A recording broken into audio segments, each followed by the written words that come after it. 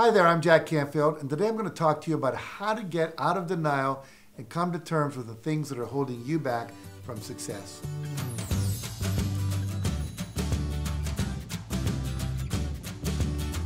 If you're going to be successful, you have to get out of denial and face what isn't working in your life.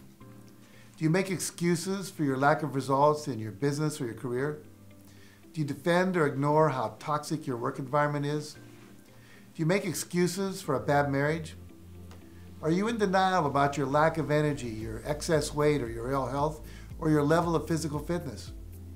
Now, successful people face these circumstances squarely. They heed the warning signs and they take appropriate action, no matter how uncomfortable or how challenging it might be. So what does denial look like? Though the bad situations in our lives can be uncomfortable, embarrassing, and painful, we often live with them, or worse, we hide them behind myths, widely accepted views, and platitudes. We don't even realize we're in denial. We use phrases such as, well, it's just what guys do. You can't control teenagers these days. Well, he's just venting his frustrations. It's got nothing to do with me. Or it's none of my business. It's not my place to say. Or I don't want to rock the boat. Now, occasionally, we'll even pretend a situation is working when it isn't, not realizing that if we would just acknowledge the bad situation sooner, it would often become less painful to resolve. It would be cheaper, the circumstances might be more beneficial, and the problems would be easier to solve.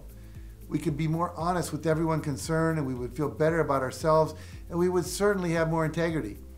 But in order to accomplish this, we have to get past our denial. You see, successful people, on the other hand, are more committed to finding out why things are going wrong and fixing them than they are at defending their position or maintaining their ignorance. Now, a big part of getting out of denial is to get good at recognizing bad situations and then deciding to do something about them. You see, often denial is based on the notion that something even worse will happen if we stop our denial and take corrective action. In other words, we're afraid to face the truth. Many a therapist can tell you that in spite of overwhelming clues that their spouse is having an affair, many of their patients won't confront their spouse over it. They simply don't want to face the fact that the marriage might be over, or they don't want to deal with the emotional stress and the physical inconvenience of a divorce. They don't want to deal with the financial upheaval or the possibility they might have to move or find a job.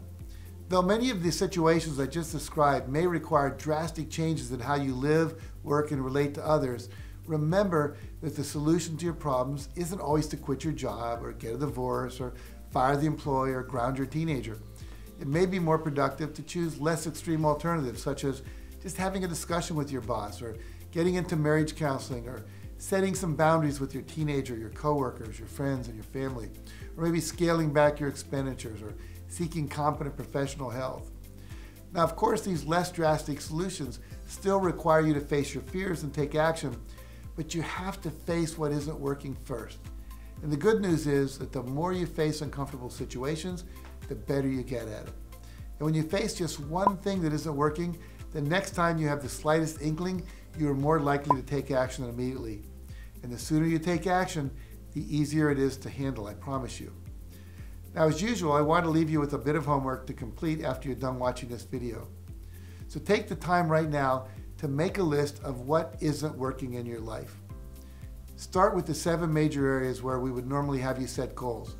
What's not working financially, in your career or your business, in terms of having enough free time for family, having health and fitness. What's not working in your relationships, your personal growth, or making a contribution to making a difference in your life. And then ask yourself, what's not working? How can I improve it? What requests can I make? What action steps can I take to get each of these situations to work out the way I would like them to? Do you need to talk to someone? Do you need to call a repairman? Do you need to ask someone for help? Do you need to learn a new skill or find a new resource? Maybe read a book about the topic or call an expert. Just make a plan to fix it. Now just choose one action you can take and then do it. And to hold yourself accountable, I want you to leave a comment below of at least one thing that you're going to take action to start fixing right now. And I'll be sure to follow up with you. So thanks for watching, and remember, my friend, nothing will change for the better until you do. Now, if you found this video helpful, I want you to make sure you like it, share it with a friend who may need it, and subscribe to my channel for more videos like this one. And for some additional resources on how to elevate your success and happiness, make sure to visit my website at JackCanfieldOfficial.com.